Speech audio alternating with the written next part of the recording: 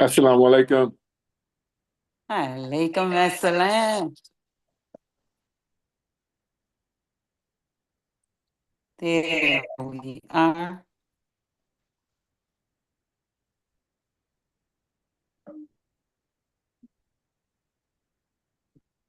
So again, assalamu alaikum.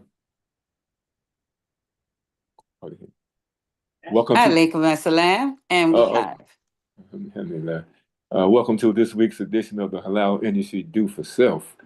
I'm James Bashir, along with Brother Nate Muhammad, also our Imam Wale Ayub Bilal, also two extraordinary sisters, Sister Sherry and Sister Martha.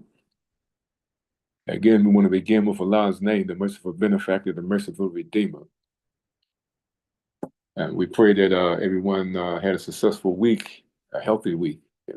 All family and friends are doing good. And as always, we want to continue, talking about the halal industry and how we plan on keeping it going and how we plan on expanding.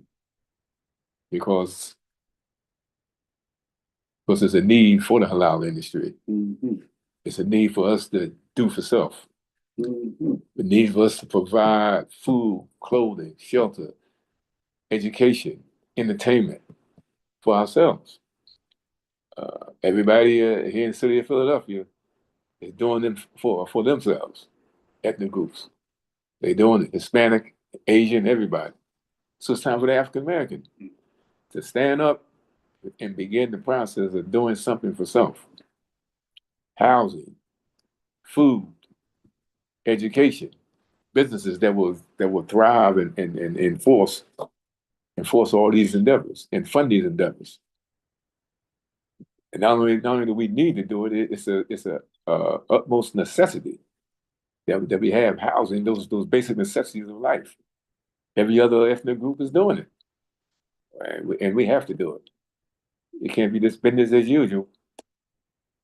Now, as all of you know, we have a plant, we have a property that we own right here in the city of Philadelphia.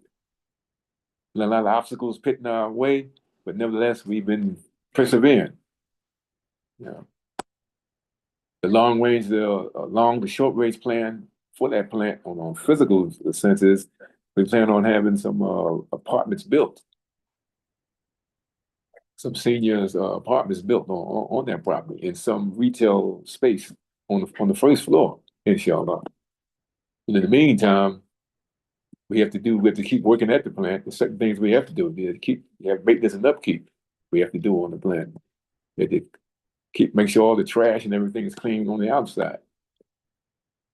Now, we plan on being in that plant, inshallah, this Saturday morning. And me, Nate, and Imam Bilal. Again, just keep doing what we can. We can get in there, because there's a lot of trash that has to be removed. Because eventually, before they can build anything on that land, on that property, the property has to be torn down. So for them to do that, before they can demo the building, everything on the inside, it has to be free of all trash and the debris. And that trash and debris just can't walk out there. We can't pray it out of there. We can pray, but we got to pray and work. Get that trash up out of there. Then we got to pray and do the work. And while we working, we praying off and do it. That's what Nate just said. But either way, the bottom is the trash is coming out of there. It's just got to go, because if we can't, for progress to be made, that trash has to be taken out. It has to be trash free. Yeah. So so we're gonna keep looking at it, keep picking, and every chance we get. Consistency is the key, though. And eventually, it'll be free of all debris.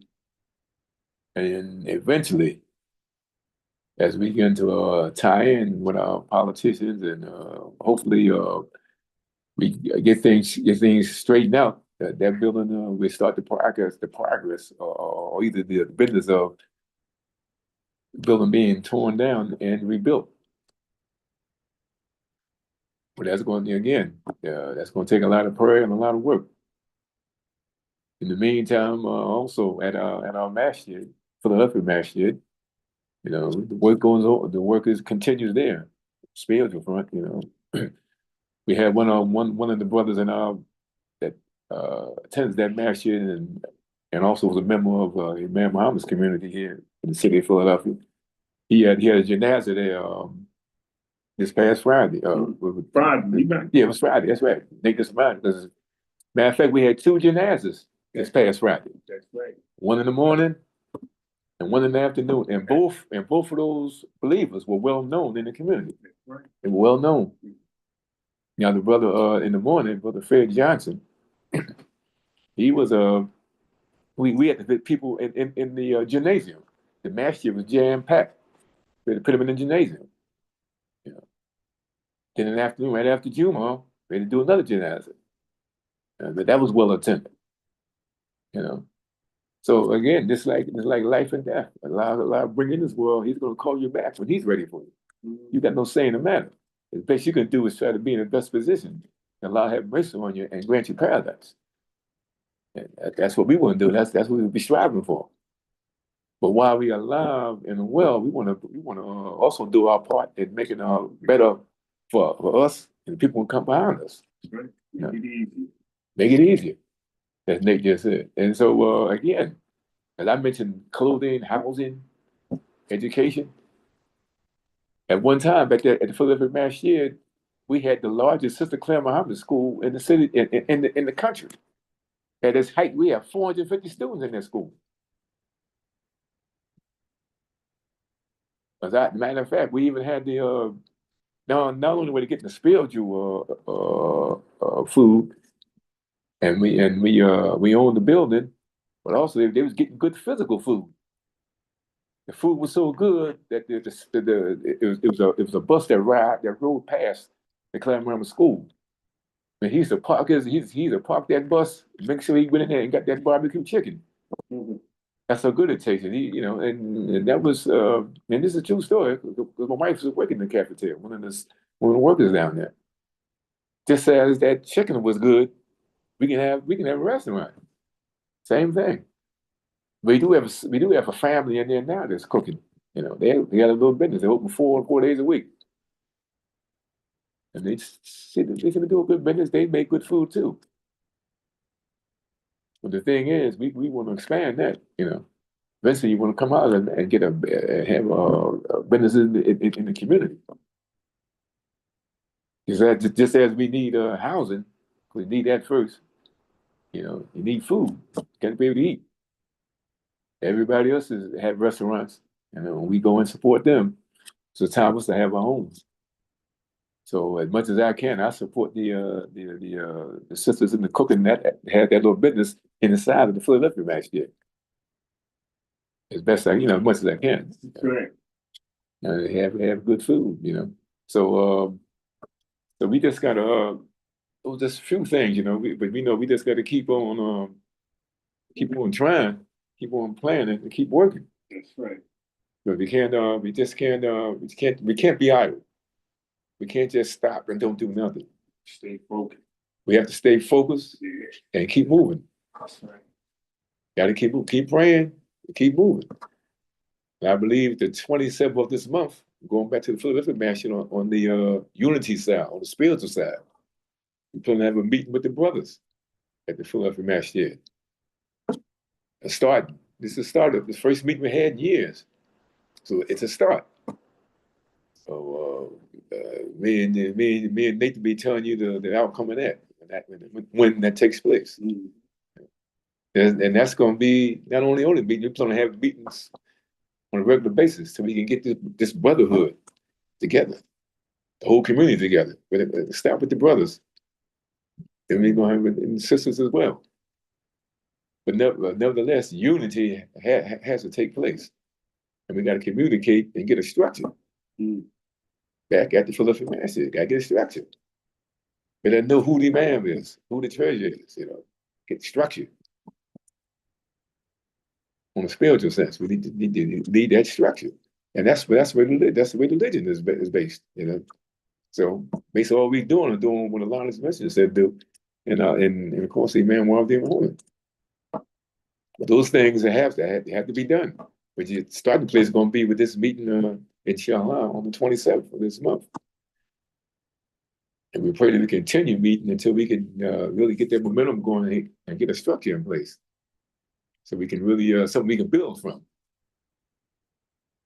But while that's going on, back again, we still going to be working. Yeah. See, one thing with the Halal technology, we got something to keep us going. Anyway, that's like a mission by itself. But we determined, we're not going to be turning backwards. There's no quit, no giving up. We just got to keep on, keep working, asking for help. Those who want to be a part, they can come, and we welcome you. But be prepared to roll your sleeves up and go to work. You know, be prepared to roll your sleeves up and go to work. Because as you know, you go around this in this city of Philadelphia. I guess all major cities the same way. I see buildings going up all over the city. North Philly, Germantown, Mount Airy. But this is the name of few. So it's industry and things are being built. I mean, that's progress. So they are, and the next phase is some buildings going to be from halal, from the halal industry.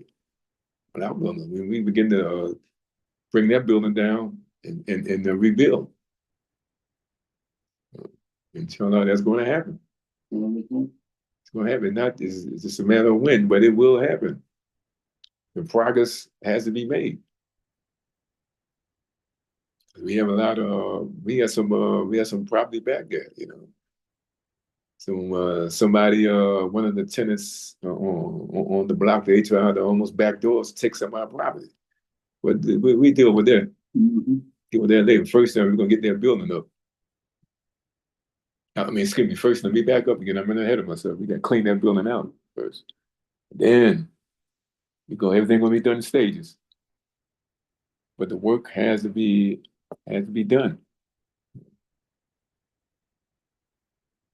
And same way we had with we had the telethon.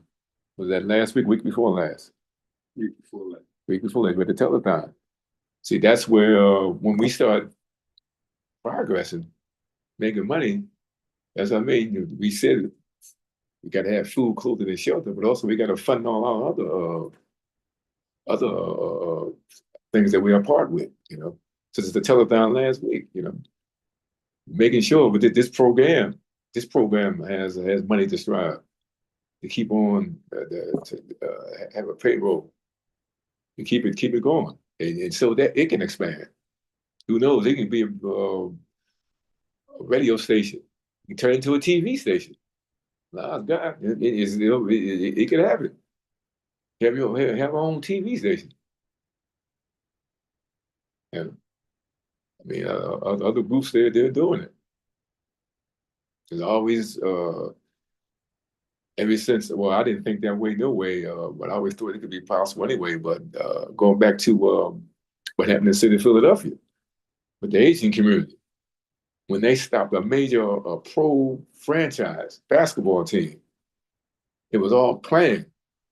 They're going to build a new stadium, a new arena for this basketball team, the Philadelphia 76ers. It had Chinatown had to be torn down.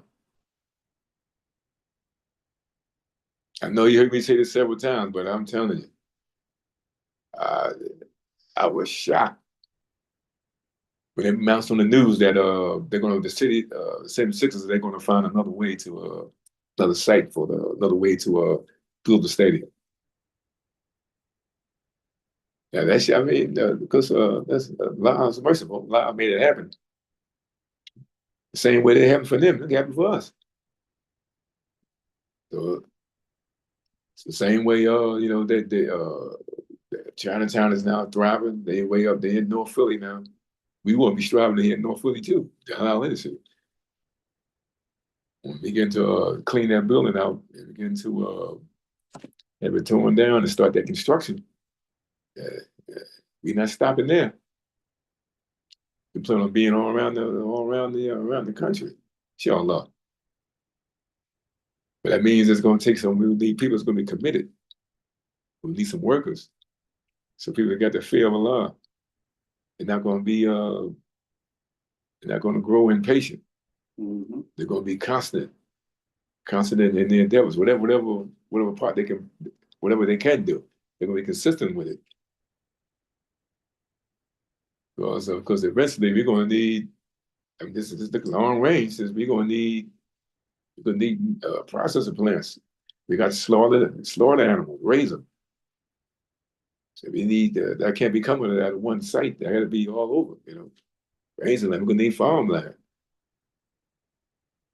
All that's going to be needed eventually. We'll be starting with the housing part. But I'm just looking long. If you plan to read, the goals would be wherever our people are. So we all around the country. But we have to get this process going. Because there's no reason we have to be able to do for ourselves, start to provide our own jobs, own economic base. And when our children begin to graduate from high school, we tend to be able to send them to college. We don't pay for their tuition. Either we got to do it 1 year at a time. For the first year, we got that. We take care of that. In the second year, because we're gonna need school teachers. We need school teachers. We're gonna need everything. Administrators. Yes. When we have the school, we talk about a full school. We from kindergarten to the 8th grade. The 8th grade, the 9th grade through the 12th. That means what? That means you gotta have science lab, all that. Teaching all the major subjects, gymnasium. Matter of fact, we need to have sports too, because you gotta have athletics. We can be in the I guess we'd be in the non-public league when it comes to sports, but we can be in there. We could be competing for city championships. Oh, that's good. And then our students be going to college, start being good. College scouts they start scouting you, and now the students are getting paid to play basketball and football in college. So I have a great grandson. He had a football. He has a football scholarship to Syracuse University. I was talking to his father, my son, the other day. They're going to pay him. I think the son said they're going to give him $4,000 Do that go to their tuition? No, That's to put in his pocket. and for expenses. Yeah. Because he got a scholarship to go to play football over there. Yeah, that's him now. Right there. So bringing some help right there. So that's what we want to do with our students. And it's not this ain't no pie in the sky dreaming now. This stuff is real. This stuff is real. We can do this. American 360. We can making sure this whatever they need is paid for. Matter of fact, AM 360, we can get it so that they can go have a TV station. I'm sure they got that on the map. Yeah, as they said, he's sure that that's on the map for AM 360. Who knows? I mean, AM 360 could be making their own movies, TV programs, good programs. Then everybody be watching it. Muslim, non-Muslims, everybody. Because people looking for something good, something that whole family can watch, without a lot of nudity and cussing carrying on. So that can happen, but it's going to start. We got to start somewhere, and here in Philadelphia, we got to start. As I said, we got to plan that. We got to make that a reality. And we're doing a couple of things at once. As I said, we working on the spiritual side at the Philadelphia Mass here. You know, we're trying to build that brotherhood up. Mm. Yeah. One time it was thriving. Now we can get it back. You know, just got to get that structure in place. And once we get that brotherhood close, we get an agenda that everybody can agree on, everybody start working towards that. Hey, well, that's going to happen too. Just a matter of time. That's right. Because there ain't no giving up. Because we're going to keep working, till it comes around. We got no choice. Can't give up. We got to have structure. And they just say we got to be persistent. Yeah. Got to be persistent, constant, and that persistence is going to be constant every day. Mm-hmm. As I said before, man, that janaza, that was a good dawah too. You know, I mean, people came out for that janaza. So people I ain't seen in a while, that I've known for years, I haven't seen them in a while. I was on the front outside, so I could saw them when they came up. Mm-hmm. The family was a huge family. The family got friends. Because we all going that way. We're gonna leave here. When I was ready for us, we all gonna be gone. You know, but you has for all of us.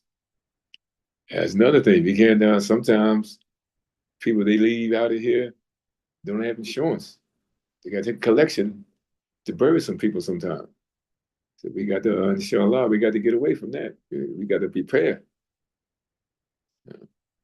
So this is specifically for the Muslim. We got to prepare. Mm-hmm. You're gonna die one day. So you should be have insurance on yourself, so you prepare for it. So that when you do go, because you're going to leave here, you know that's no fact. Don't get necessarily, but you're going to leave here. You may not want to go, but you're going to leave this life, and you should prepare for yourself. Whereas you don't leave a burden on your family and friends and your religious community to bury you. Yeah. Because everybody should have a will, and really, you can have whatever it costs to cover you. That could be that could be the money you need. You know, Mm-hmm. how much costs to have an Islamic burial? That's what you save for. It's not expensive. It's not expensive. That's what you do. And because in this world they want you to have all that expensive funerals. And I mean, for what? Although I will say, I'm going way back with this one when my oldest brother passed. This is back in '78. Even the phone director, she was saying my mother couldn't make a mind up what kind of casting she wanted. She said, "Look, you choose what you want." People talk that stuff, man. And they talked about Jesus, man. No, you choose what you can afford. That was the film director. This is back in '78. She was trying to say, look, do what you can afford. Yeah. Christian film director. And she was saying, don't worry about what people say. Do what you can afford. And that's what we did. So but with that, going back to the halal industry. See, that's the whole focus on the business side of the halal industry to make it provide the necessity of food, clothing, shelter, jobs, and everything we need. We want to be able to build it. We want to have our own restaurants.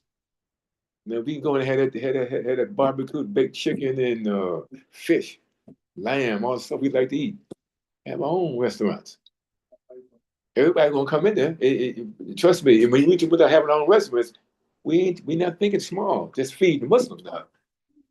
That may be the base. We want everybody to come in there. Nice, clean building, safe. People know they can come in there, man, have a good meal.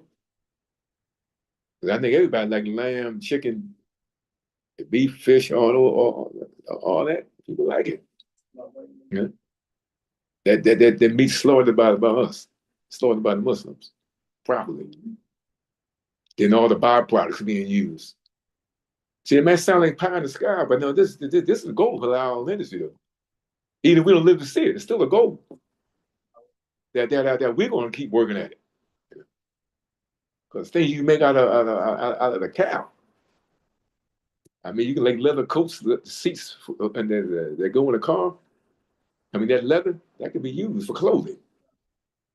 That's just one thing from the cow. The byproducts of the cow.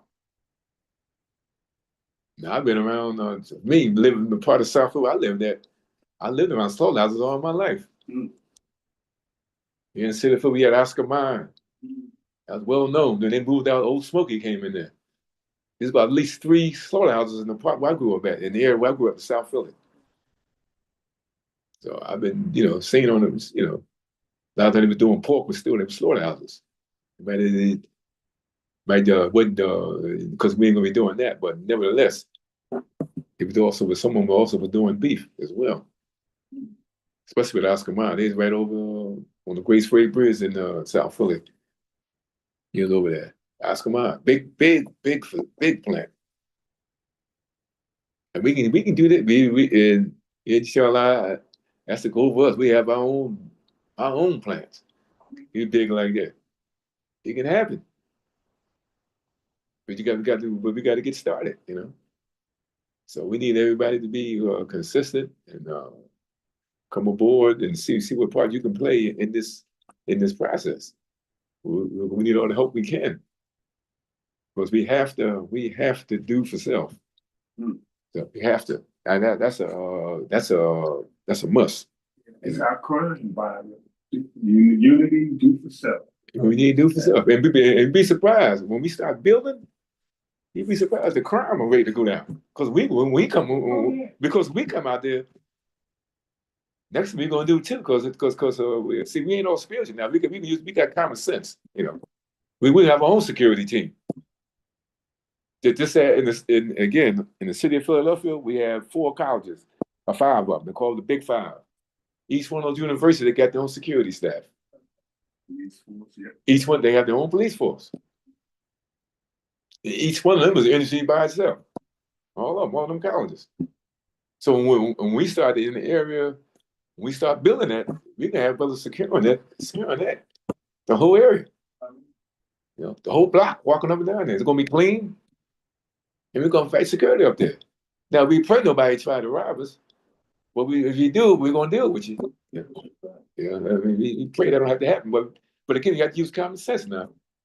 But the Prophet said, you got to tie your camel. We're gonna tie our camel now. So we ready for everything. Some people just get out of jealousy, whatever, You want women to come up, everybody can walk and shop.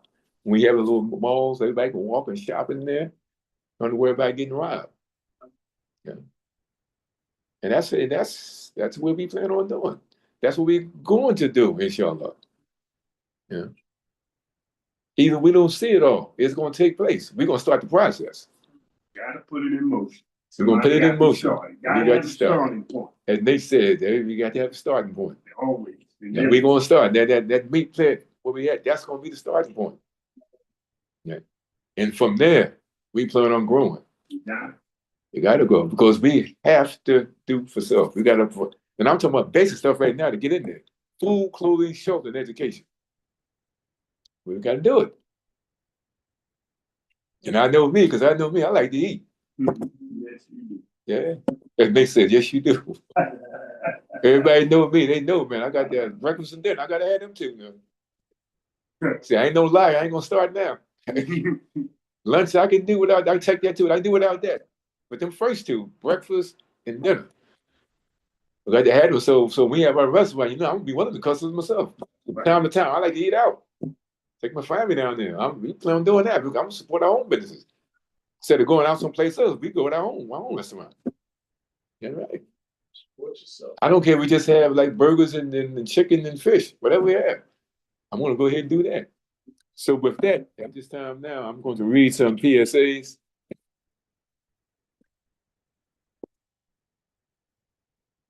American Muslim 360, the #1 Islamic radio station in the nation. Support Muslim Journal digitally or manuscript or both. Muslim Journal is 60 plus years in existence. Support Graceline community in their efforts to educate on financial literacy and promote financial functionality. Why? Historical disparity primarily amongst the medium, low to no income persons. Join us every Wednesday from 5 p.m. to 7 p.m. Eastern Standard Time for an edition of the Halal Industry, Do for Self, with your host, Imam Wale Ayul Bilal, President, Founder, and CEO of Bilal's Inc., and co-hosts, James Bashir, Nate Muhammad, and Brian Ali. The interest of Bilal's Inc. is to establish economics for the African American people, descendants of the slaves of America. This program is to encourage people to unite and to build economic strength, to establish community life by doing for self, to build the model community. Now, at this time, I'd like to bring on Brother Nate Muhammad. Assalamu alaikum. My son. Thank you, Brother James. Allah's name is merciful benefactor, merciful redeemer. I'd like to just send the greetings to everyone. Assalamu alaikum. As James said, he wished he was in the family in good health when we came together today. I'd like to just mention a couple things that James mentioned about. It was the Janazah Friday. Well, it was two of them. That's right. And the first one, was very well attended. Yes. The brother, well, we had easy 50 years. That's right. In the community. Right. And he was a very prominent businessman. Right. He supported the community unmercifully. And it showed by all the people that came out. This was one of the first janazah that I thought we was going to. It was an ed. That's right. How many people was here. That's right. That's when James said they had to open, we always have overflow space in the gym for that kind of situation, and they opened it up. It's only from 10. You know, it was 10, really half an hour at the most. But a lot of people gathered in the masjid at that time. That showed me right there. The spirit is still there. That's right. Within us. You know, sure, we have to go to Janazah to show it. But that was part of our growth that we grew on. I remember with the brothers, back in, what was that, 75, we had a Muslim bazaar. And those of you who've been around know what the Muslim bazaar was from the Nation of Islam. Right. And we represented the Muhammad Speak. He was in charge of the Muhammad Speak, and I was assisting. And that's how I got to know him. And for over the time, from that time on up to the day, we always, when we see each other, we embrace each other very sincerely. 50 years. But I was just looking at the crowd that showed up. These were people, everything he touched. Plus, he was a tag man. He did tags for the community, and he was an accountant. So he's touching he touched a lot of people. Yes, he came in contact with a lot of people. That's that spirit I love. You understand that the people came out and showed their appreciation, their sincerity there. You know, I said that is the best send-off anyone could get. That's right. The people talked for him. That's right. You know, we've been to janazahs here in Philadelphia where nobody came. Mm-hmm. I've seen them. But we got this janazah, a whole lot of people. So that's a testimony to the brother. And James also, you know, just spoke about the brothers meeting. And I'm tying all this in with this, you understand, because that was a brother and he always stood up for the brothers. He was always supportive for the brothers. And we somehow got away from that. And I used to sit back and try to reflect on what happened. Something happened to cause that little split. And those of you all was around with the world community of Islam of the West, you was familiar with. And you seen the split. It all started from a national standpoint. No one shoot nobody down or downrate or berate anyone. But we got to go back. Man is a problem solver. In order for man to solve problems, we always got to go to the root of the problem, where it all started. And then watch that that road, what happened from there. And we went back to, I was thinking about it that with Minister Fairclough, when he wanted to break away from Imam Muhammad. He asked Imam Muhammad, can he go back and teach the nation of Islam? And the Imam granted it. Told everybody, leave him alone. Let him go. And he went on back and he did what he wanted to do in that manner. Now, we're familiar with all the progress that we made with the Nation of Islam because we was always out front, out in the midst, sort of out front in everything that we was doing. So we were seen. Everybody knew us. They call them Muslim, them black Muslim. Yeah. But we were seen. And no, I don't put nothing down on nobody. I'm just telling them how I seen it and what happened. And we sit back and watch. I'm okay if you want to do that, okay. But then you're going to have to continue the things that we did. No, we don't see them out front. We don't see always in the neighborhood. We don't see them doing anything. And not to be rated. And I remember we had a little, what is that? Karate exhibition at the masjid. And they had a group of the brothers that was from the nation, as they said. Now, when they came into Philadelphia Masjid, because we had it in our gym, they came in and they was, it's like they were, wow, look at this. Let me see the masjid. Where the voodoo station? I said, you know what? Because they haven't not grown. They know of it, but they don't practice it in their facility. So we showed them. I gave them a tour. We went through all that, and matter of fact, a couple was from Missouri, St. Louis, Missouri, Kansas City. Somebody was from Texas, but nevertheless, I seen that. Oh, y'all should have came to the next step, to the second resurrection. But see, I don't blame them. I couldn't get upset with them. I had to go back to the leadership because the leadership was the one that was stopping the people from growing. I seen them block Imam Muhammad. The leaderships. It wasn't the people.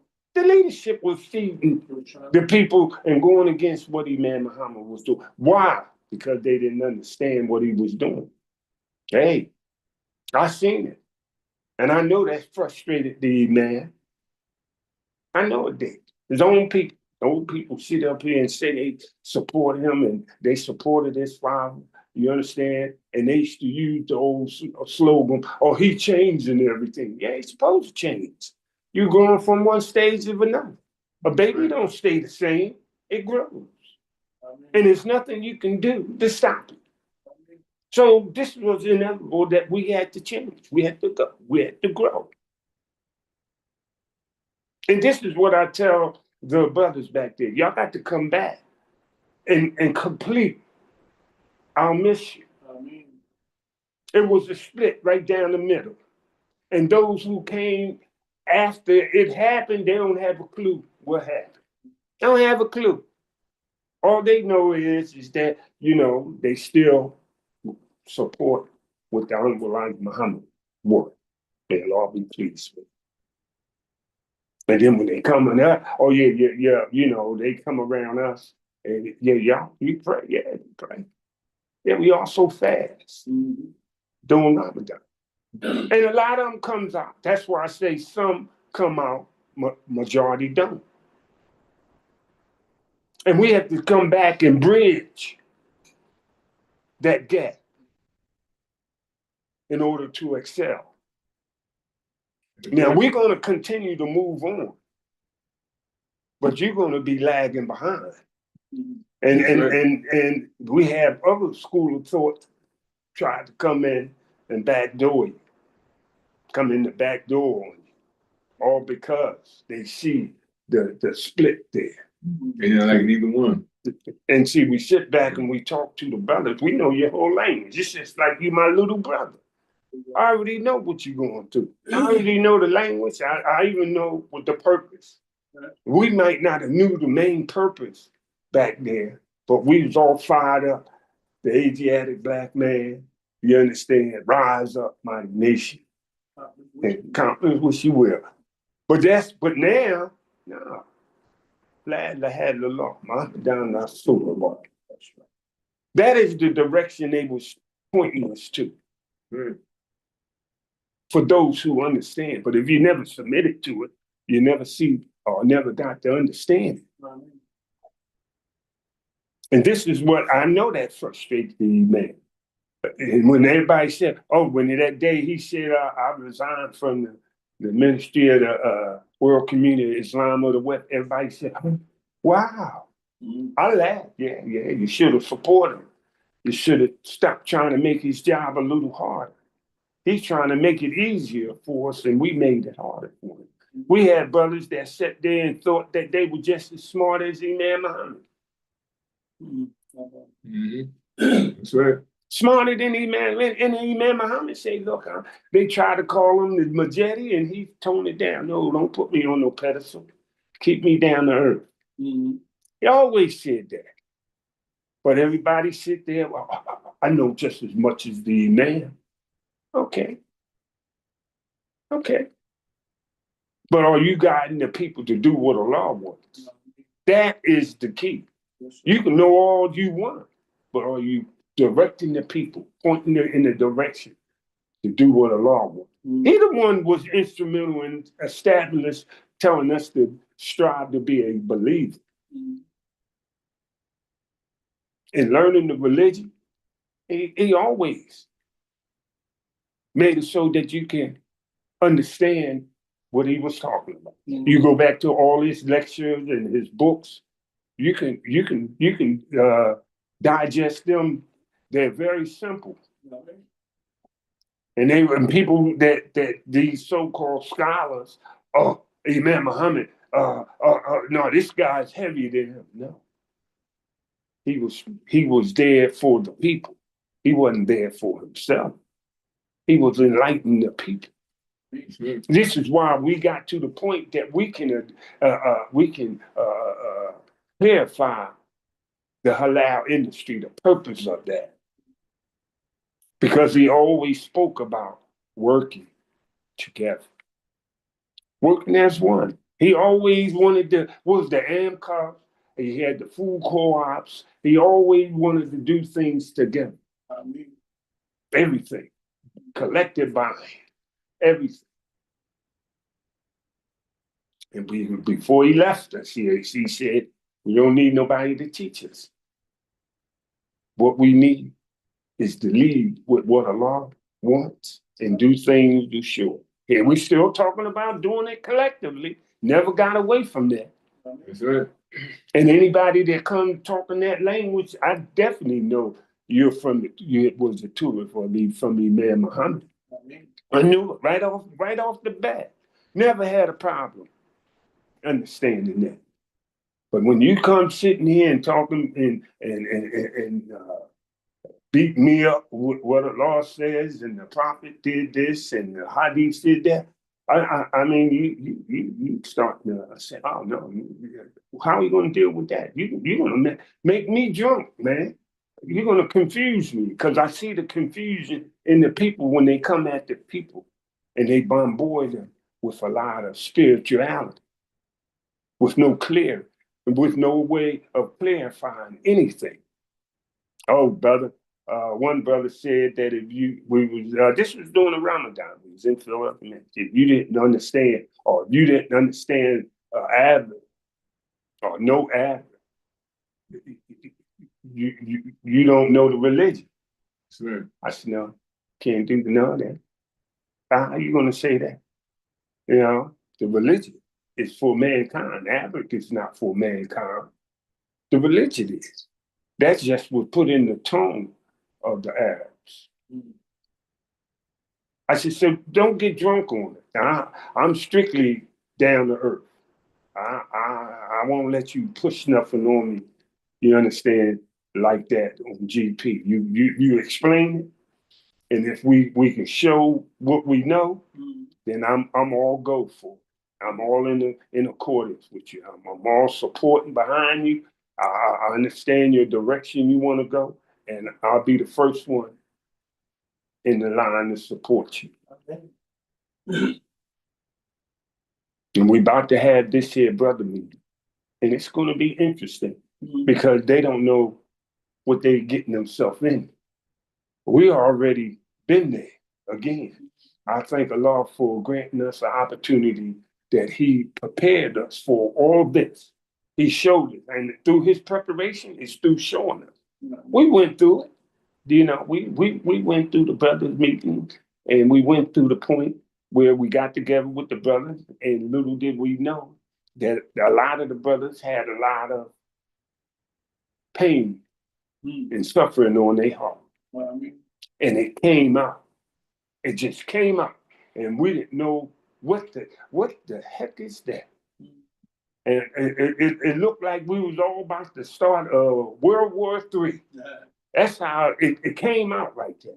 And we thank Allah for the Imam. Imam Bilal was always attended in there, and he helped calm everything down. He helped calm everything down.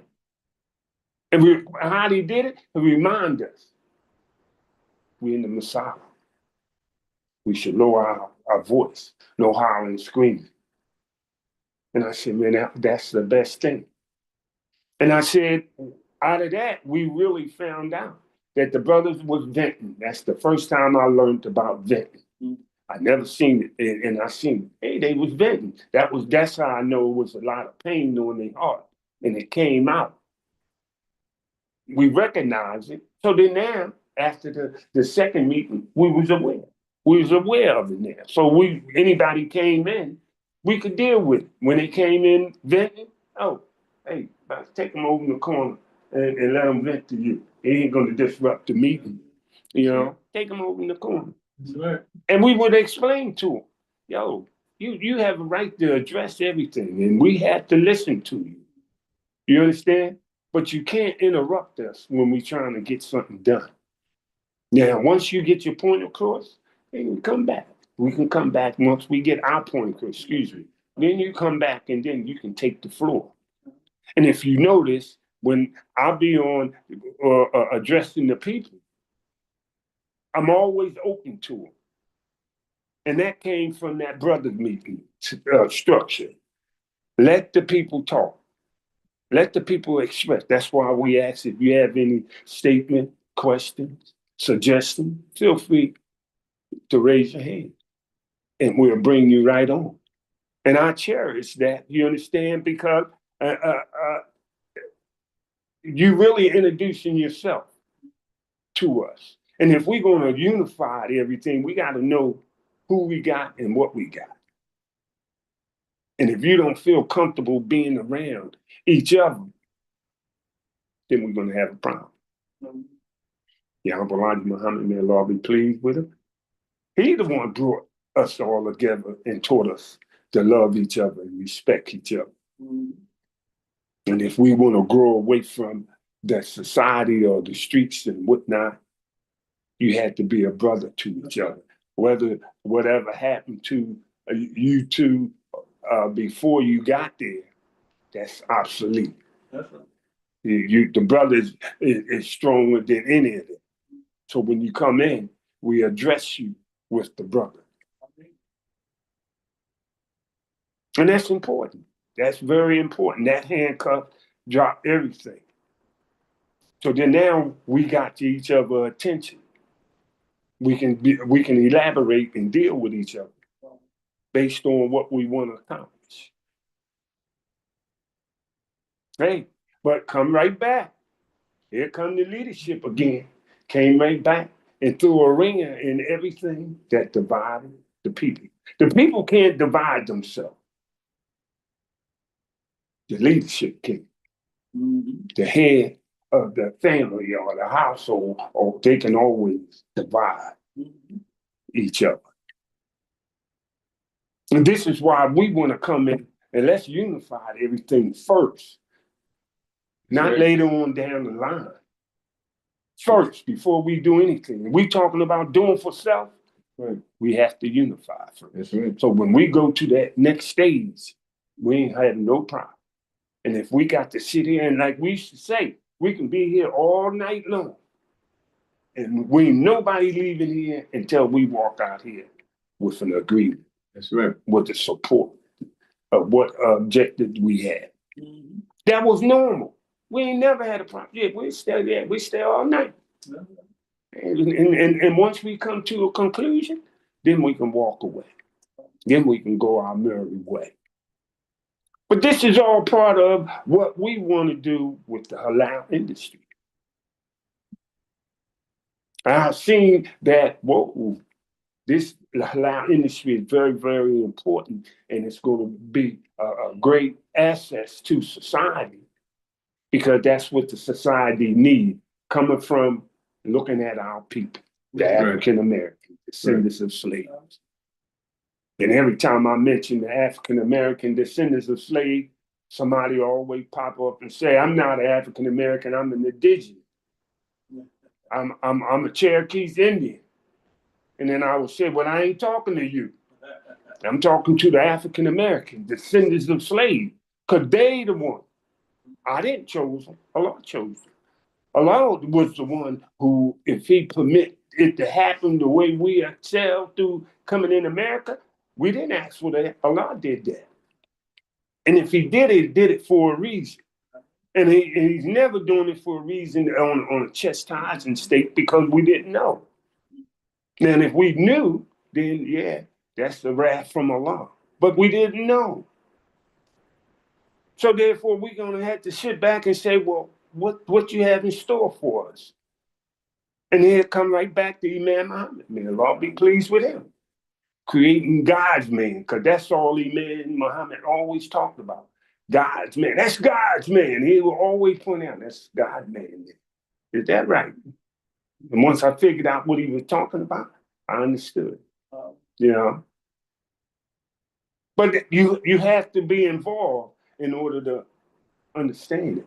You can't stand on outside the box and be a Monday morning quarterback and questioning every move that we make. You have to be involved and you be digesting what's going on. You know?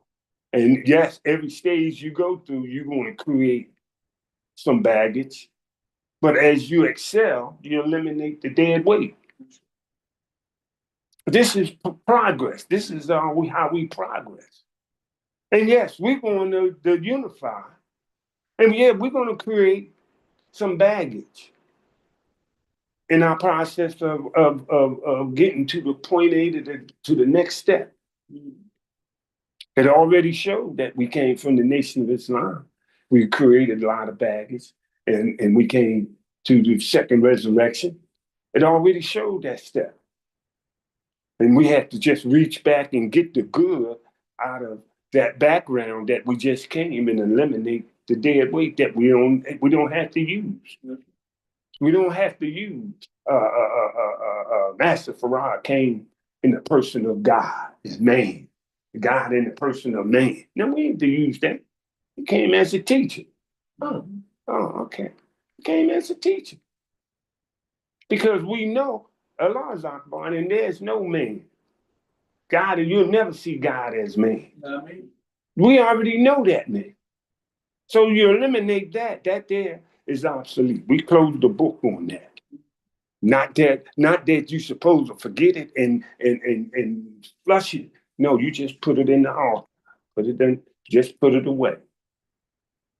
And this is how I see when I'm dealing with the brothers from the nation. Because they came from the same legacy, or they are being inspired from the same legacy that we came from. You don't shoot them down. You don't berate them. But you got to, yes. Again, that's what the Imam just meant. Help them. How you help them? You make it easier for them to understand what you're involved in. We sit up here and wrestle with the other brothers, the believers. They want to shoot down the Nation of Islam aspect. And I always would tell them, that Nation of Islam wasn't for, it was for the black man. Didn't you just see the book, Message to the Black Man? Huh? You read the book, you'll see the purpose. Now, all the stuff that went on, that was for black folks. It wasn't for mankind. Here, you just took all that language and put it in mankind, and that made everybody confused. You know? No. And that's not the people. That's the leadership somewhere. No, you stop that. Clarify what the whole thing was. And I always tell them it was a message for the black man. It wasn't a message for mankind. And it was help and was designed to help raise us up, clean us up, purpose to be able to do what Allah wants. Be that God man that Allah wants us to be. Prepping us for that. So when we step to the next stage, we learn the religion. Hey, boy, you sitting up here talking about what Allah says and how, and you pray, and pray, but you turn around, you got a Corona, blowing a square, or smoking a cigarette. Excuse me. You know, smoking a cigarette, and you're going to tell me about what Allah says? Come on, my man. We cleaned ourselves up first. We cleaned ourselves up from all that foolishness. Yes. First. Not before, first. And then as I'm getting more into the religion, I learned that, oh man, the Amalah's mama done took us to a form of voodoo, evolution. Prepped us, that's right, prepped us for, and got us ready for the religion. And Imam Muhammad simplified and directed us. And out of nowhere, we happen to become a believer. A believer. Woo! Ain't not some old fake guy that goes around and put a match to their head and put a mark on their head. That's fake. You know? But this is what we done went through, or this is what we deal with today. And coming from at us from all angles. But if you see that, if you was there with the brothers on their janazas and how we had touched the people, we knew how to touch the people because we would always go and get involved with the people. We was always the one, run down, first ones in the project, selling bean pie, daily juice. Muhammad speaks. And the people say, how'd y'all go in them projects? He still realized half of us is from the project. And and that's right, they are people, and how we gonna be afraid of our people? You already know the lifestyle. But the people almost reaching out, asking for help in their own way. So we already knew that. So when we go among them, they felt comfortable with us. And that's why they used, you know how the kids used to chase the Mr. Softy truck around, the ice cream truck around, they run behind the ice. They used to run behind us like that, you know, because they can identify with us. And that is the whole key, identify. And if we don't project a image where the people can appreciate us. That's right. And you know, the elders now, they already seen it. They already seen it. I remember one she was an elder statement in the church, and she used to always tell me, we looking for you all, the Nation of Islam, to get us out of this bondage. Yeah. She all told me. And I, you know, yeah. I'm all fired up and fat head and all geared and let's remake the world. Let's get this thing going. Yeah. And then you know, and I hear it now, reflect back on it. Yeah. I had to sit down and let it seep in. Yeah. This is what our whole purpose is. This is where the halal industry, anything come across halal. That's right. That's our purpose. We done been through everything. And as James said, everybody, every ethnic group out here is being successful very aggressively, Right. except us. That's right. But I tell them, they can't excel unless we excel. Yeah, they might get money, they might get property, but they don't get no peace in their life. We give them that peace. Oh, I feel comfortable being around y'all. Oh, I come in here, I just feel a spirit in here that really soothes me. I said, whoa, the peace. And this is why we have to get peace in our heart first. Then go to mankind and deal with mankind. We ain't going to mankind to help teach us how to be peaceful. Shoot, they on the eye on themselves. Shoot, they on borrowed time. Shoot, they at the mercy of this society. You know, this society is cold. It is real cold. Now you coming in this society, and America don't embrace you with open arms. All you had to do is look at how they embraced us. And here you're gonna come in America with open and think they're gonna embrace you open arms? No, you're in for a rude awakening. And I usually sit back. We was sitting here with Jane, and we was talking about how the ethnic groups, all they got behind the president and thought he was going to give them some accolades or give them some favors. No, he turned around ready to deport them. And now they feel betrayed. Man, shoot, welcome to America. Yeah. But if you'd have listened to us, we could have directed you. Right. But you busy listening to the news. You listen to anybody that doesn't have your best interest at heart. America don't have your best interest at heart. Right. They want to use you, abuse you, and then kick you to the curb. How do we know? We done seen it. We've been at the mercy of them. Anything that we learned from America, they already showed us. That's right. This is why it's Allah wanted us to see that. Not cry about it, not point the finger, and not to hate them for it, but thank them for showing me. Learn, and this is where the do for self. We wonder how they didn't include us in all their planning. They didn't include us. We got to establish our own.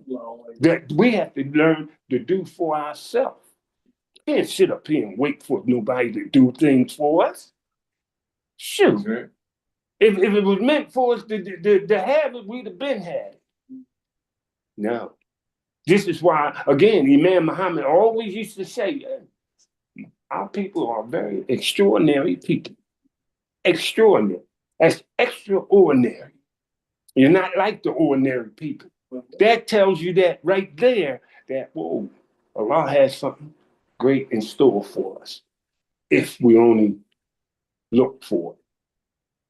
Read the sign of the creation. Imam Muhammad come out with the flag. Read in the name of your Lord. It's the flag. That was a sign right there that started reading the signs of creation. Not crying about it. Read about it. And once Allah bring these things to your attention, it's easy for you to adjust to it. But if you're busy wanting to be that Monday morning quarterback, want to sit back and get involved in the games and all the games and the sport and all the, hey, they got your attention. We got to grow a rise above all that and see who's behind the scene pulling the string. The old Wizard of Oz trick. They was off to see the wizard. The wizard was sitting behind a car, pulling string. And this is what we have in this world. Now we learn that, hey, that just happened to be haram. Haram. Ooh,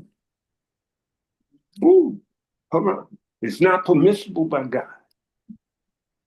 And it's easy for us to transfer and go halal, which is permissible by God. Or what's permissible, what the law permits. This is the whole thing that help alleviate everything that we're doing. We can go and we can move freely through all this madness untouched because we understand what we're up against. And we stand focused on what we want to do. We sit up here around the Philip and Mass here. They already know us as the Bilalians. You know, they already know that. Here they come. That's the man Bilal God. Yeah, we are. We ain't going for that. And then we can sit down and we can talk. This is why I'm all for the think tank. I'm all for anything that we can sit down and talk. And when you sit down and talk, you put everything on the floor. Whatever the problem is, you put it on the floor. And then those who know anything about the problem, address it. I don't want nobody that heard about it and heard it from somebody else. I want that. I want the people that know about it. Because those are the ones who can get something done. And those are the ones that won't be afraid to be responsible for it. Those are the people that you want to get things going. That's why we were saying the starting point. Everybody has a starting point. And if you know what you're doing, then you can state and lay out the basic aspect of it. Look at the religion of Islam, the 5 pillars, the basic of the religion, the 5 pillars. And it's been standing over 1,400 years. So those pillars is strong. And if you build your life around those pillars, you'll be strong. But if you're going to try to cheat, hook and crook, play the street with some kind of hookup, you're going to get hook weight, as Malcolm used to say. And we sit back and we can talk with anybody on any subject, especially pertaining to where we just come from or where we just came from. You see all on the internet, they tell you about all the stories about prominent African Americans surviving under the slave or the Jim Crow Act and all that. That told me that, man, we still doing that now. It's just a different generation. The same thing that was going on back there is going on here. It's just the difference of a generation. You still have to submit to Allah's will. That's right. You still have to clean your life up. You got to strive away from that foolishness out there in the society. And that's the haram and halal aspect. This is what we've been taught. And then you can move freely through it, untouched, unfazed of it. The only problem we get with now is when we come among our people, and we have to interact with them, and then we can see where they at, or what level of understanding where they at. And yes, we definitely have to be patient with them. We can't blow them off, kick them to the curb. Can't do that. But we also can't let them bring on their confusions on us either. I was talking to my sister the other night. We were just talking about the family, and she said, "Oh, you come around the family, they all listen to you." I said, "Yeah, because I know my family is crazy. My family is crazy as heck. And only how I can deal with it, I come crazy right along with them, and I get their attention. And then we can be, when we start talking the serious stuff, they listen. But I got to go and deal with their craziness." I said, that craziness came from our people went through crazy things. And I know every family that went through some crazy stuff. And you felt the effect from your family, within your family. And we come in and get together with the people, you got a ball of commotion, confusion, complaint. That's crazy from based on what we have experienced as a people. It affects the family, and from the family, it affects the individual. Come on, y'all. We want to keep this thing real. But once you identify with it, it's easy to deal with. Yeah. And I tell them right now, right at the mess shit, I tell them in a minute, go on out of here with your little crazy self. You understand? You know what I'm talking about.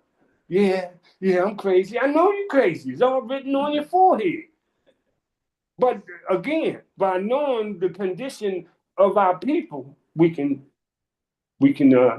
communicate with them, not to downrate them, you know. And sometimes you can do it loud, and some you can do it a low tone. It all depends what the situation calls for. But we know that we have a problem with our people. The religion has already been established. We ain't got a problem with the religion. We have a problem with ourselves. This is why when we came through the nation, we put everything, look, no brothers. Nobody messed with the brothers. That's right. No, we don't want to see no brothers fighting each other. And if you see the brothers fighting each other, you got to get in the middle of it to check it. And if you don't do that, then everybody gonna come on you. That was what we were told. So therefore, we can see that. And it's the same thing with our people. We have to check them in order to get their attention. Because the direction we want to go is halal. And what's stopping us from being halal is our craziness. That's what's stopping us from being halal. Look, we're not afraid of each other. Shoot. Our people always tell you, but we're the rough and toughest guys in the world. But when it comes time to do things what's right, they had problems. And then the excuses start coming out. Else we would have been further ahead than where we at right now. I keep saying this because I can't get past the crowd from that Juma. And if we had that kind of support, we'll be ready to again remake the world. But whenever we come together, we're going to have to deal with that, and we're going to have a solution how to deal with it. Society create the problem, but they leave it up to you to deal with it. We have to deal with somebody else created. But if we know the root of it, that's where we start at. And yes, we have to be patient. Yes, sir. It's almost, man, you have to be patient. That's right. We have to have our people's best interests at heart, always. This is why we changed our condition of our heart. We do that too, and we share it and we show it to the people. Now, I don't mean you go out there and you lay down in front of the people because they're gonna step on you. You got to go down there and be firm with them. You got to talk to them like you know what you want to do.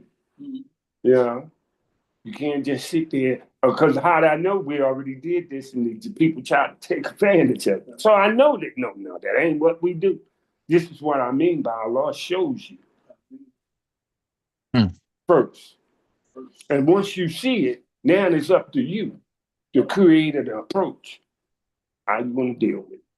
We sits back at the masjid, James and I. We out front. And I tell them, I'm out front because I see everything coming. I can see it coming from this way, each all four ways. I can see everything forming. And then when the people come, you can see some come very distressed. You know, some come, you can tell something on their mind. And what we do is we try to say a kind word or say something to break the tension on it. I mean, word to the right.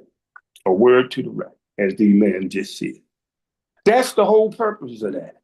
And when they see it consistently, they know that, look, man, I'm so happy to see you brothers around here. Y'all don't know what y'all do for me. I said, alhamdulillah. We can only be a brother. So then now, when it's time to say, excuse me, brother, can we get this done? Or can you move this? Or will you please do that? We don't have no problem.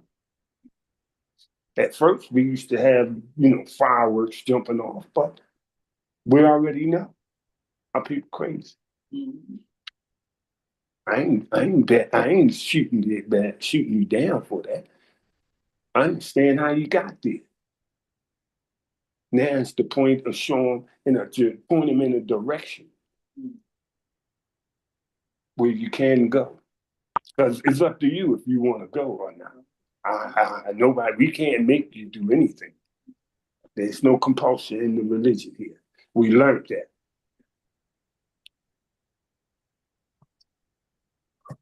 Yes, look like we got a hand up over here. Who is this? Oh, this is Bilal. Hey, son. How are you? Praise be to Allah. Yes, sir. How you doing? Yeah, it is. We missed you a couple weeks, man. I was getting nervous, man. I've been send the brothers down there to see where you was at. Well, I'm back home in Florida now. Yeah. I went to sleep on the train going up to I think it was supposed to be some eight. I can't think of the name, but I suppose they got off there before I got into DC. And I woke up, brother. I was in DC, and I had to end up getting $74 for a ticket to get back down this way because the train go all the way up and come back down. Alexandria. I suppose they got off in Alexandria. Yeah, you was in Alexandria. Yeah.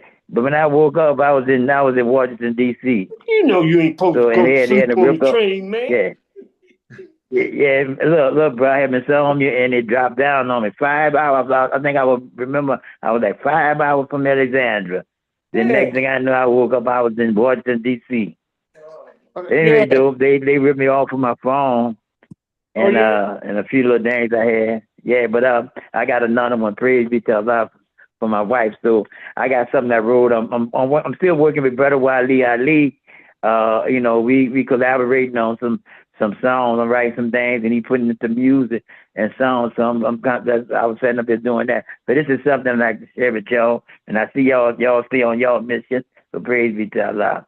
Mm-hmm. God has made for us, alhamdulillah. God has made for us production. So that is part of the logical conclusion. Somebody who thinks they are a victim and is going to permanently be a victim in life, they have lost their spirit to sacrifice. They aren't ever going to be invited to share in the world's wealth. Lack of faith has stopped them from doing themselves. The people that will succeed are those who rise to the challenge and say, hey, I'm not going to accept that. That is not our way. We are entitled to honor, dignity, and to community respect. So we will not be going. Forgive me. So we will not going to be satisfied with community neglect. We are the best society evolved, many problems we can solve for the good of mankind. We have some of the best heart, souls, and mind for this day and time. God does not accept that we just have faith. For us to be totally safe, we have to establish community life. Got to be wholeheartedly obedient to God and live right. Visionaries with spiritual, economic insight. We must believe that the creator of everything has reached us now and is guiding our life because of our original nature and doing our best not to deny God's favor. We are supposed to have something in our future as big as any other people have had in their future.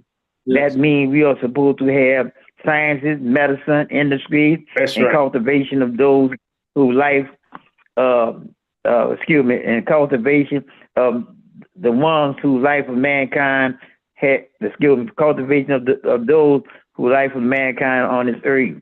We have to have that and no less than that. If we, for God, as long as we have God and foremost and free. So praise be to Allah. Yo, excuse me, I'm just trying to get there to get them sitting down here writing. I've been up here for hours, so I just wrote one song, but so praise be to Allah. I ain't slapping though. So praise, I'm glad to hear from y'all, brother. Y'all be hearing from me again. So Yeah, praise be to Allah, inshallah. You know Alhamdulillah. that was Brother Bilal. He's like a permanent fixture with us on the program. He been with us for as long as I can remember. And yeah, the floor is always welcome to you. And keep working on that. I'm glad. Yes, sir. No, I'm in the music industry now. Oh, With I'm up there with Wali Ali. All right, now. Yeah, I'm up there. I'm writing. He told me, say, bro, just write. He said, I can sing and I put into music. You know. He said he just I know write he the took lyrics. a Latin to me. Yeah, okay. Yeah. He just told me, he told me, say, brother, he said, I want to help you get on your feet. Yeah. I said, okay, then praise be to Allah. This is why we gotta help each other get on our feet. Yeah. Yeah. I'm not gonna stop. Okay, brother. I think Allah. Alhamdulillah. And assalamu alaikum, everybody. Praise be to Allah. Alhamdulillah. We moving on. We're gonna have PSA read, and then we got Professor Brian Ali waiting in the wing. So that's good. We had that's good. That's here to read the PSA. Assalamu alaikum. Praise be to Allah. I'm looking forward to hearing from him. He's done with it. CWSC, Model Community National Resource Directory. The MCNRD is where you can connect with resourceful people willing to dedicate volunteer hours to assist you in your efforts of nonprofit or for-profit interests. Individuals with more social concerns can connect you with our Volunteer Human Resource Network. CWSC's VHRN information can be shared as to who, when, and or where to get the service you need. Join CWSC today. Go to cwsc.us and click on Join CWSC. Do not forget to click on the blue donate button while on our website. All right, that was the PSA from James Bashir here. And now we'd like to bring on, in further ado, our professor, Brian Ali. Thank you, Brother Nick. Can you hear me? Yes, sir. Absolutely wonderful. I want to first agree with you about our beloved brother Imam Muhammad. When I interviewed him, he did say the same thing. He called me back after the interview was over. Mm-hmm. And he was, Brother Brian, come back. And he wanted to tell me that he did not like all the accolades and all the hero worship and things like that that people were trying to heap upon him. And so he just wanted me to, to verify that to me, knowing that I was going to write an article about him in that week's paper. So alhamdulillah, so you're dead on point with that. Mm-hmm. But let me first open up and greet everyone as I greet everyone every week with the greetings of peace. Assalamu alaikum. My salam. Now, I'm listening to Brother Nate, the one and only. That's Nate Muhammad, the one and only. No, when you meet him, you like will know. Muhammad. You will know who he is when you meet him. And what I want to talk about mostly is more or less current events, because what I see is making me more and more aware of what the condition of our condition really is. And the one word that stands out is stability. Yes. And stability actually wins out over ability. Mm-hmm. You see, the sun is stable. It does not deviate, it does not go anywhere. The sun is precisely where it was intended to be and does exactly what it was supposed to do. The earth is stable, solid, with all the polluting of the atmosphere and the earth and the ground and the water. It is still a very sustainable way to live, and it's the only planet we got. Satan introduces instability. Mm-hmm. Instability makes us ignore our abilities. So our children, when they're not stable and they're not in a stable environment, they don't develop properly. The instability leads them to disregard all the abilities. See, the child is born from a stable environment inside the mother's womb. And when he's removed from the mother's womb and comes out during the birth, he comes into an unstable condition. But with the stability being his mother and father, parenting him, guiding him, making him have a stable and concrete life and lifestyle. If one of them is not there, the other one may have to take over. But if they both are unstable as well, the child comes into an unstable condition. And normally the child's growth is what? Is first being unable to do anything.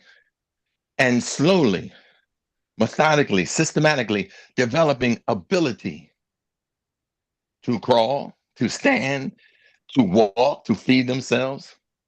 But if the environment that they're trying to develop their ability in is unstable, it retards their growth. And I use that word properly. It retards or slows down their development. And now we see children all around that have not developed properly because they are not utilizing their God-given ability to help the humanity and help themselves. So now we hear about some child who actually was able to murder their parents. Wow. Yeah, Not able to be stable, relying on things that are unstable to foster a sense of stability, as in alcohol or drugs or narcotics, and not being stable. If we understand ourselves, and Imam Bilal said this to me a long time ago, he said, if you want to understand yourself, look into the creation. Mm-hmm. So that's why I said, look at the stability of the creation. Look at the stability of the earth. Look at the stability of the sun. It's not a flashing star that goes by that gains your attention for a second. It's sound and it's substantive to our lives. But stable can often be boring until you attach your ability to the stability in your life. You can ground yourself and then show all of the accolades that were your God-given abilities. The world right now has become so destabilized that things appear to be in disarray. The education system destabilized. The economic system destabilized. The political system destabilized. Things appear to be out of control. Without stability, we can't get things accomplished because we can't discern what is truthful and what is factual because things are unstabilized. And Shaitan loves the destabilization of our lives because then he can interrupt our lives. Then he can disrupt our lives. And then he can corrupt our lives. We're complicit in the destabilization of our lives because we're letting our jinn be receptive to someone we know is a liar. We know is not a truth teller. We know is dishonest.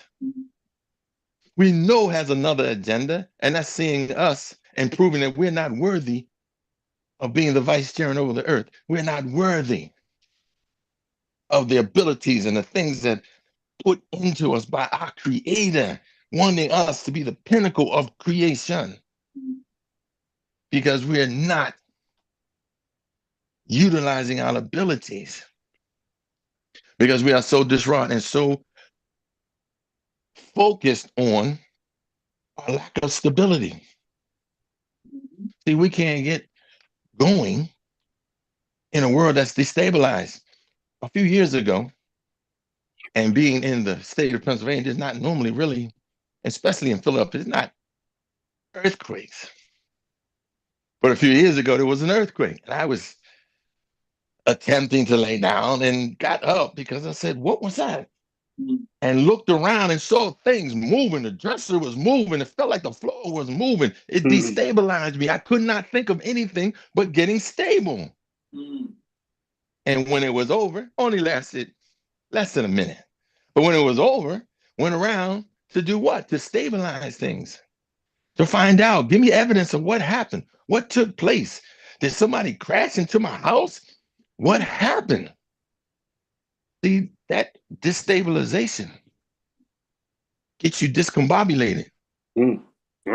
But once you stabilize yourself, you begin to use the abilities that you've been given to analyze the situation, to conduct an investigation of the situation. Now I'm rhyming like the brother earlier, but I'm saying what we need to do is gain stability over ourselves, over our lives, over all the systems that control our lives, so that we can then utilize all the abilities that Allah put in us. See, when you're destabilized, you become, I guess, vulnerable. And so that's where you see the brothers, they spouting off Quranic scripture, but by the same token, doing unquranic things. They're utilizing or trying to look solid and stable, but it is a facade. Because if you were solid and stable, you would utilize all the abilities that are in you, the intellect, the strength, the caring. We were put here to be the caregiver of the whole of the creation, of the whole of the earth. But again, without the stability, we're not getting things done. Look at the news. Look at the unstable condition of things. And it touches everyone. The rich, even the elite. The shooting that took place was at Brown University, one of the elite colleges in this country, one of the Ivy League universities in this country. Wow. So the instability is touching all around. It's around the world. It's in Australia. It's touching the people who are just trying to enjoy the festivities of their holiday in the Jewish community. Got destabilized, and rather quickly. Now we have an administration that's going around blowing things up without explanation and putting things or people in positions where they have no credentials and giving them the authority to do things. Why? Because Satan needs things to be destabilized. They love chaos. If you have that chaos, if you turn this into a ball of confusion, as the Temptations say, that's what the world has become today. It Yes. still is. It is a ball of confusion. But what happens when we get what? Stability. Once we stabilize things, we get grounded. You have to get charged, to get the energy. You have to stabilize the wire that sends the electricity into the appliance. Without that wire being grounded, you don't have the necessary ability to run your refrigerator or run your lights or to run anything that needs that electrical charge, including your car, because you don't have anything that's grounded to it. That's what makes it stable, the grounding. Stability will begin to highlight our abilities. We must get back to stability. How? Standards. We must set up standards. There have always been standards. One of the reasons why the Nation of Islam, under the Honorable Elijah Muhammad, was so successful because there was a system in place that was stable. Mm-hmm. We dressed a certain way, had a certain look. We greeted each other a certain way. We had meetings Wednesday night, Friday, Sunday. Mm-hmm.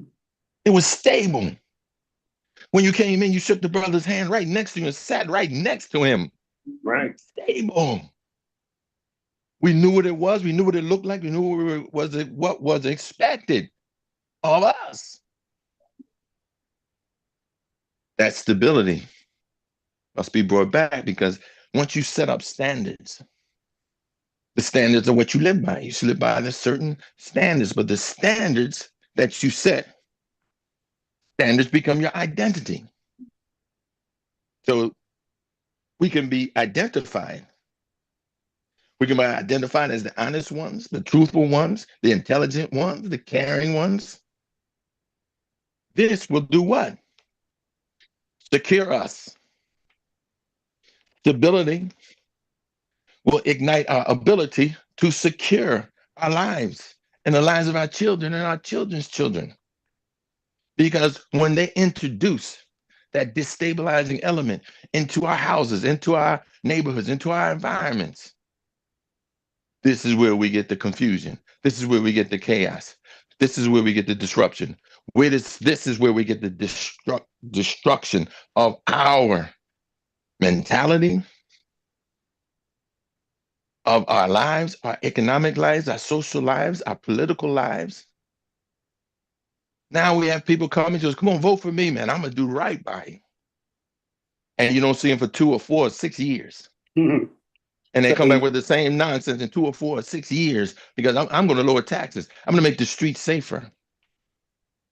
And we're not with standards. You say, well, how are you going to do that? Well, what are you going to use to do that? But they'll quote you statistics that are inconsequential because they don't apply to you. And they don't tell you that they have another agenda, because the person who put them in that office, who donated $100, $200, $300,000 to them, they have the ear. So if that policy that comes up before the Congress or before the Senate, and it goes against that big donor, guess who wins out? Big donor. And it can destabilize or disturb or disrupt or corrupt the millions of us who don't have access, who don't have his ear, who can't speak to her on the regular. You say, no, this is what's best for the humanity. This is what's best for your constituents. We're the ones who you're supposed to represent. Give us, and most people, I don't think, realize that what they really want is to be stable.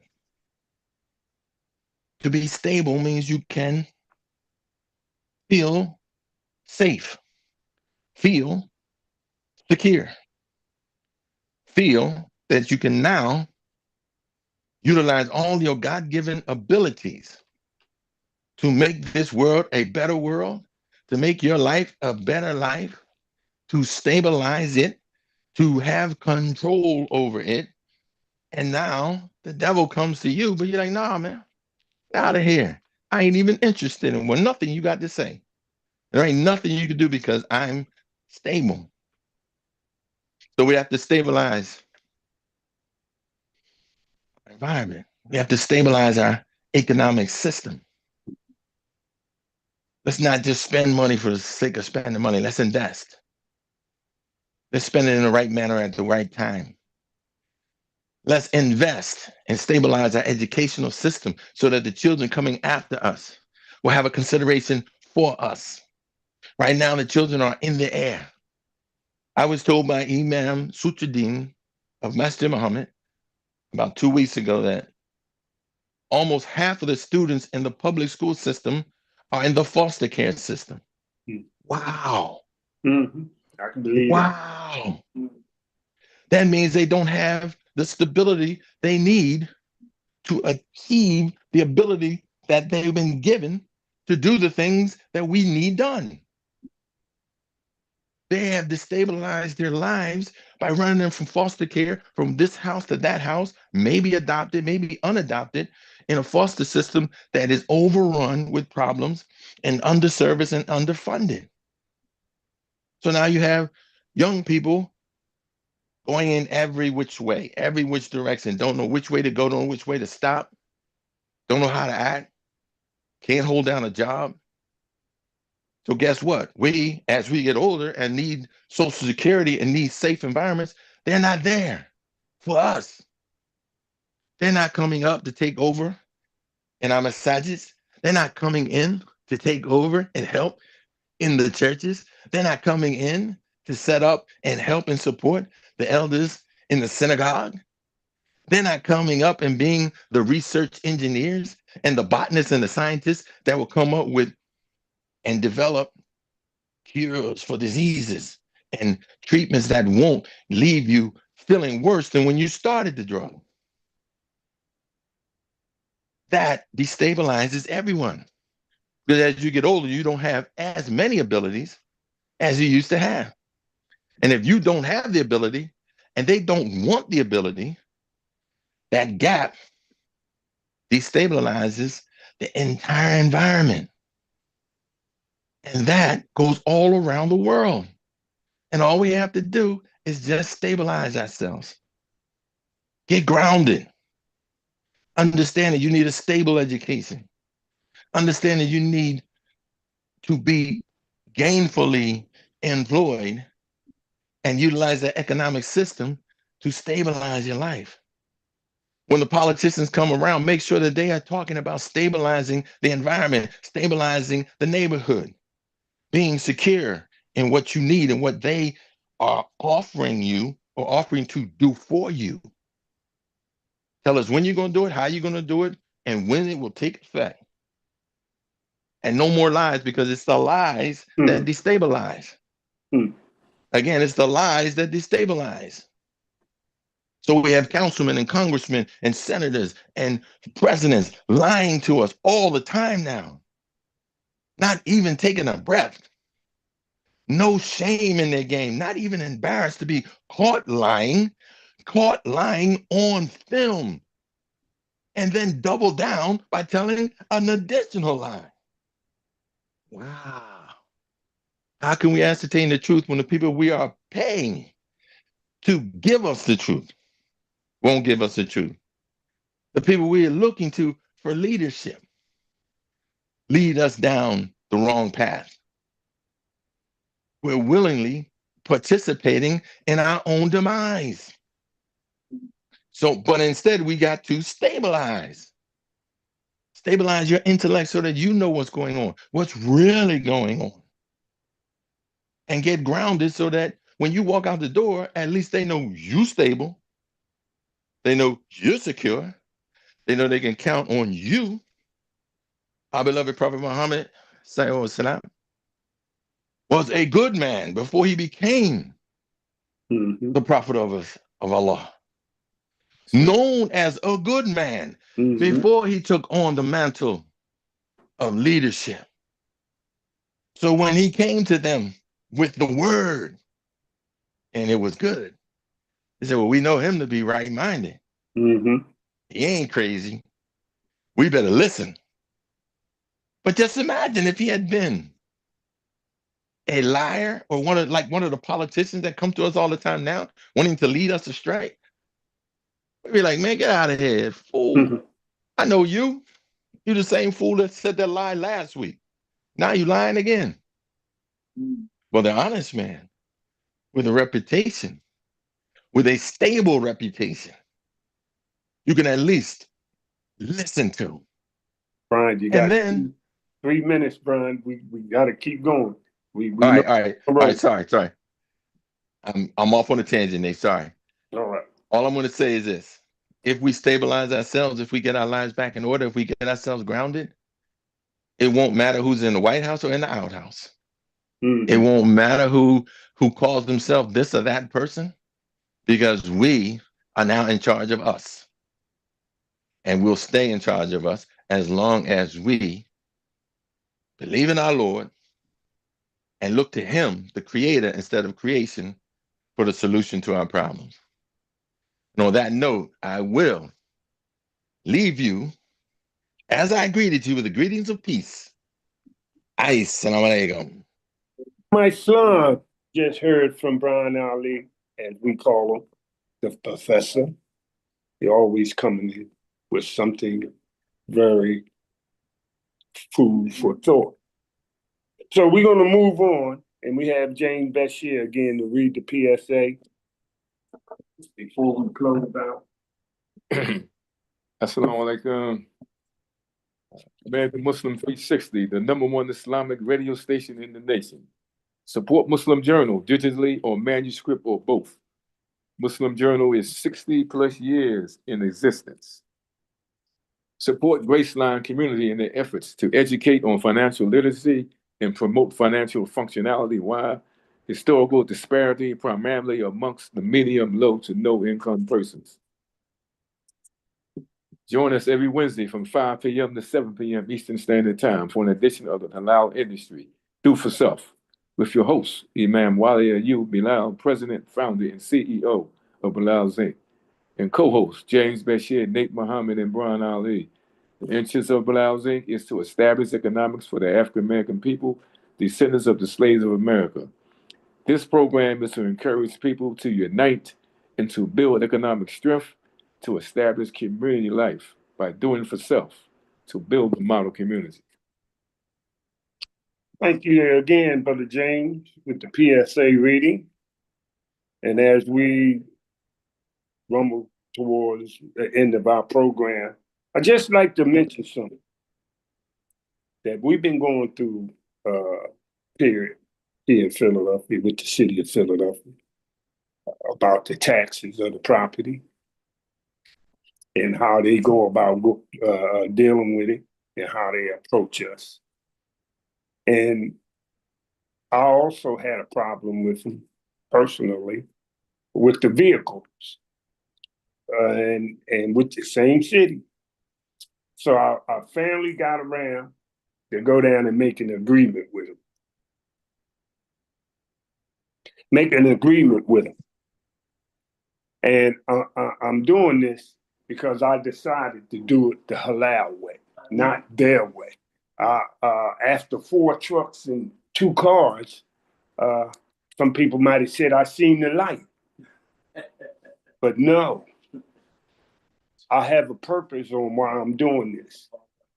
And the one thing I seen when I went down to do the agreement, and by being present with Imam Bilal, when he was going around dealing with the city about the property tax, I seen the same pattern.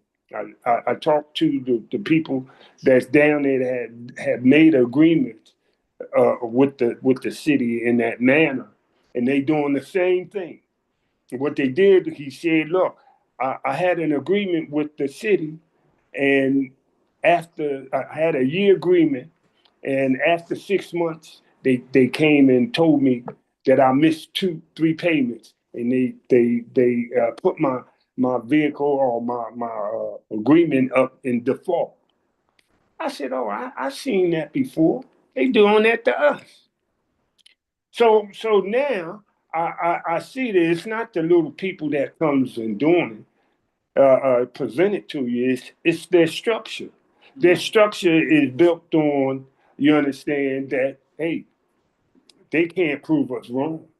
We just throw them and let them worry about it, figure out how to do it wrong.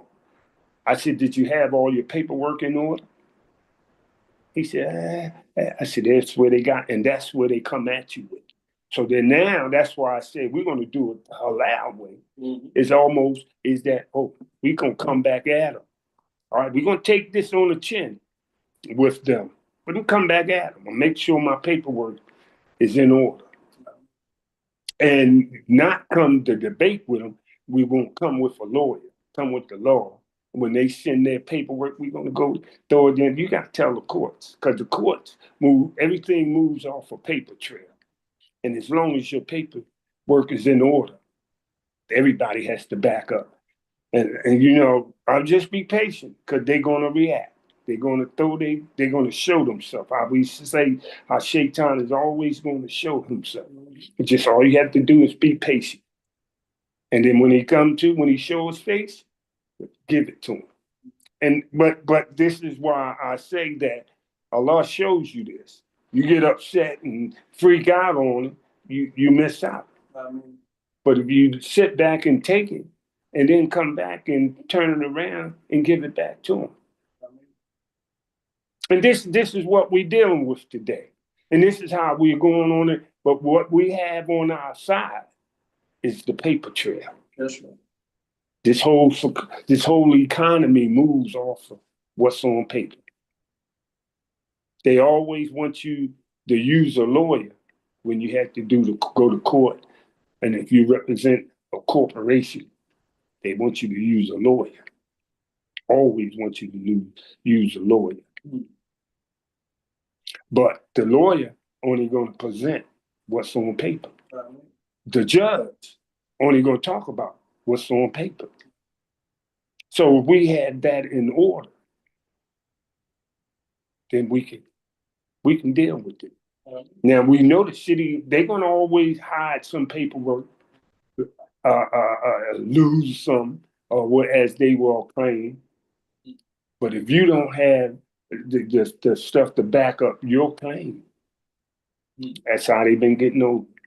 That's how they've been taking people's property, and they know that. And everybody sits up here and dwell and be mad at them. No, come back and get them. I was sitting there with the lady, and she was looking at my driving. I mean, they go by tags. She said, "You got 13 different tags." I said, "Yeah, I was busy." I was busy. I mean, you trying to stop me. I'm not letting you stop me. I just go on and get another tag. Because all the tags is written down. And she couldn't understand it. I ain't never seen no 13 tags. Yeah, well, it's all right. But again, only because I have something not to prove, but we want to show. All that stuff we went through, it went through for a reason. Now we can come and take our experience and share it with the people because all the people is being affected by that system. The system is very corrupt in a manner, but they play on your as Bryant would say, your inability to produce the correct paperwork. And if we get on top of all that, we check everything across the board. Or we can check everything across the board. So that is the challenge. That is the challenge that we all is equipped with. So also now, while we moving on, anybody have any questions, statements, or suggestions? Feel free to announce it as we going on. No. Okay. But we can get right back on this here paper trail.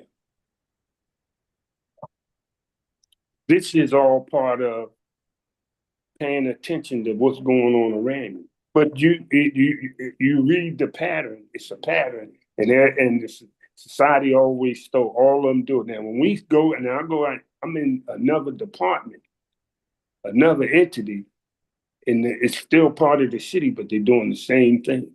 That's how we see him. Yeah, we see Hassan. Sound like him, Hassan. He pop up and then he disappear. That's all right, though, brother. We know you're here. But again, if we can get control over our doing, that's what society is banking against. We be not in control. Once we get control over our atmosphere, we can deal with it. This is all part of being halal. You know, it's almost like dealing with the unseen, but it's the same. It's dealing with the seen. you still had to submit to it to learn it, to understand it. Doesn't matter whether it's unseen or seen, but you make the unseen seen. But it's the same procedure how we go about doing it. And I'm sure we all dealing with some form of technology with the city, technical things with the city, providing special taxes. Taxes, your motor vehicle, and all that. Some is guilty. Or no, I say some are not guilty, and majority is. But we have to learn how to deal with the system, because the system is not telling us nothing. They're not sharing nothing with you. And if you don't have an idea of what you're dealing with, we lose. We lose unmercifully. So with that, I'd like to just thank everybody for calling in, listening to us. Those who are on YouTube, we do have a YouTube following. A couple people that they tell me that they be on. We just have to figure out a way if they want to call in, see how they can call in. But I don't think that's right now. It's possible. But we're building a nice little YouTube following in that manner. So we look forward to next week, inshallah, with another edition of the Halal Industry. Do for yourself, or do for self, with your hosts, Jay Bashir, Nate Muhammad, and Imam Maria Ayub. And we also like to thank the two sisters for helping us out, being there for us. You understand? Because without them, we needed them every time we go on. We need them. That's right. You know, it's not like we needed people. It's just that we appreciate the effort and the stability they help to make sure. Yeah. Yeah, we talking about you too, Sister Martha. Yeah, I think she put a thumbs up, didn't she? Yeah. Yeah, Sister Sherry just sit up there and said I was giving me the crying look, you know. No, but I appreciate you, you know, because I know it's the technology. We getting there, but just knowing that somebody there to help us out, that means a lot. Yeah, and then this is all part of working as one, and everybody doing their part. You understand? But we all got to get better and everything. Okay, Sister Martha, there's your hand. Go ahead, I hear you. Yes, I just want to commend you all. I mean, I'm looking at you all sitting at the round table. Yes, sir. Yes, ma'am. Yes, ma'am. Yours go. Okay. Yeah, we done got away from the square tables. Now we at the round table. Allahu Akbar. Very good. Very good presentation. Assalamu alaikum. My salam, sister. All right, so with that, we like to bring our talk to a close. We think we got 30 seconds. Yeah, 30 seconds. So we thank again everybody for listening and being here there. And we look forward to seeing you next week for another edition of the Halal Industry. Do for self. Again, with our host, James Bashir, Nate Muhammad, and I forgot, Brian Ali. And Imam Bilal. So with that, I greet you as we lead you. Assalamu alaikum. Alaikum assalam. Alhamdulillah. All right, everyone. And that was Halal Industries, Do for Self.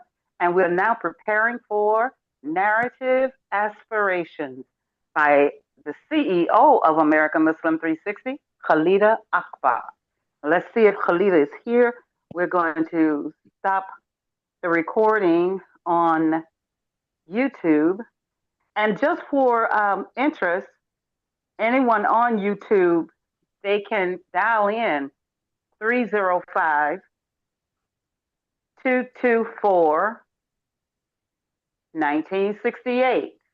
Again, 305-224-1968. And put in the code, the ID number, 883-5132-3231. And the phone passcode is 919-733-pound. Again, 919-733-pound. You can go back to this YouTube process and then you